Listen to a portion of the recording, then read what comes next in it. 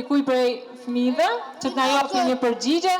Interesimi dhe përfshirja e lartë e nxënësve në bashkëbisedimin për lektyrat shkollore e karakterizoi prezantimin dhe promovimin e 26 titujve nga shtëpia botuese Dukagjini në Vushtri.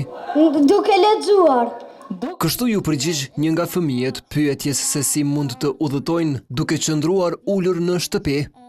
Në sallën e mbushur të shtëpisë së kulturës, Hasan Prishtina të vegjëlit patën përgjigje për secilën nga pyetjet. Është kjo figura këtu, a më tregoni, cili personazh është ky? Te cili libër e keni takuar?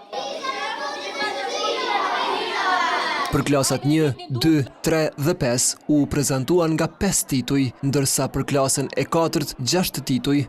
Sot kishim mbi 250 të ftuar edhe ishte një prej promovime më të mira që i kemi mbajt këtë ditë. Fëmijët ishin jashtëzakonisht të lexueshëm, këtë vrejta gjatë bashkëbisedimit me ta, pothuajse njihshin të gjitha lektyrat shkollore, personazhet, edhe kjo me të vërtetë ishte një kënaqësi shumë e madhe.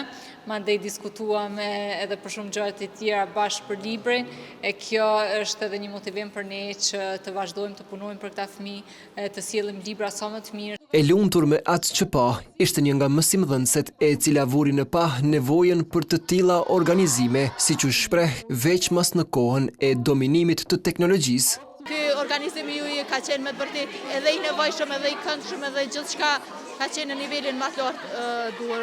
Unë shpresoj që organizime të tilla do të bëhen më shpesh, sepse i kontribuojnë edhe fëmijëve edhe ngrisin ndërgjegjësimin edhe vetdijen për lexim, se për kohët e fundit ka rënë interesimi për lexim. Shtëpia botuese Dukagjini do të vijojë me prezantimin e 26 titujve të lektyrave shkollore nga autor vendor dhe ndërkombëtar edhe në komuna të tjera.